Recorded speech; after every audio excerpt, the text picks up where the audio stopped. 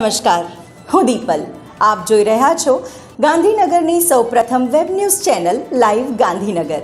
તો આવો નિહાળીએ આજનું જીવતું ધબકતું ગાંધીનગર લાઈવ ગાંધીનગરની નજરે.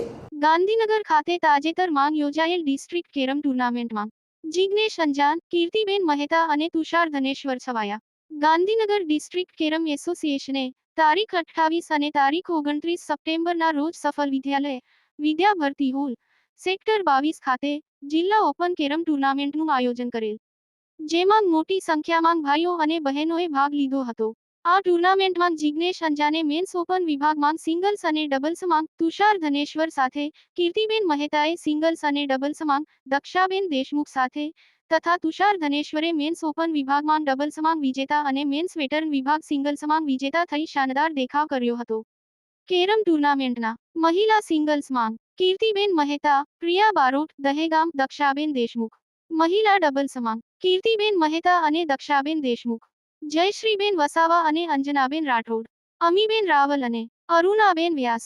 જ્યારે પુરુષોની વેટરન સ્પર્ધા સિંગલ્સમાં તુષાર ધનેશ્વર, વીટી જોશી, પરેશ ગટાડ. ડબલ્સમાં વલ્કુ નાવડિયા અને પરેશ ગટાડ, ડીડી મોઝર અને વીટી જોશી, અરવિંદ મકવાણા અને મનીષ પંડ્યા. પુરુષોનો ઓપન વિભાગમાં જિગ્નેશ અંજાન, રાજીવ ગોસાઈ, મયુર ગજેરા. ડબલ્સમાં જિગ્નેશ અંજાન અને તુષાર ધનેશ્વર, નિલેશ બારિયા અને જાહિદ દોઢલિયા, મયુર ગજેરા અને મહેન્દ્ર ચાવડાને વિજેતા જાહેર કરવામાં આવ્યા હતા. આ ટુર્નામેન્ટને સફળ બનાવવામાં ગાંધીનગર જિલ્લા કેરમ એસોસિએશનના પ્રમુખ શ્રી મૌલિકભાઈ પટેલ અને તેમની ટીમે ભારે જહેમત લીધી હતી. સૌ વિજેતા ખેલાડીઓને ગાંધીનગર જિલ્લા કેરમ એસોસિએશને અભિનંદન પાઠવ્યા છે. સંસ્કૃતિ મહિલા પરિવારે મેટ્રોમાં સફર કરી ગાંધીનગરથી મોટેરા અને ત્યાંથી કાલુપુર ફરવાનો પ્રોગ્રામ બનાવ્યો હતો.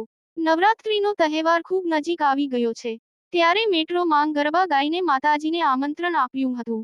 સાથે બહેનોએ અંતાક્ષરીની મજા માણી હતી. આ પ્રવાસનું આયોજન પ્રમુખ પ્રતિભાબેન દવે અને વિવેક બ્રહ્મભટ્ટ દ્વારા કરવામાં આવ્યું હતું.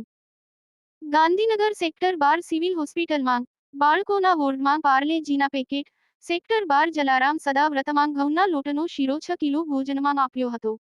જય અંબે માંગ, જય બહુચર માંગની અસીમ કૃપાથી માંગ મેળવી આનંદ ગરબા મંડળ શ્રી આયોજિત શ્રીમતી મધુબેન કડીકરના સાનિધ્ય હેઠળ મંડળના બહેનો દ્વારા ઘઉંના લોટનો શીરો 6 કિલો બનાવ્યો હતો. સિવિલ હોસ્પિટલમાં બાળકોના વોર્ડમાં મંડળની બહેનોના હસ્તે પાર્લેજી બિસ્કિટના પેકેટ આપ્યા હતા. તારીખ 29 સપ્ટેમ્બર 2024ને રવિવારના રોજ અમદાવાદ ઝોનના સ્કાઉટ ગાઈડ માટે વિભાગીય સેમિનારનું આયોજન ગાંધીનગર જિલ્લાના માણસા તાલુકાના વિહાર મુકામે વિહારિયા હનુમાનજી મંદિરના પટાંગણમાં યોજાયું.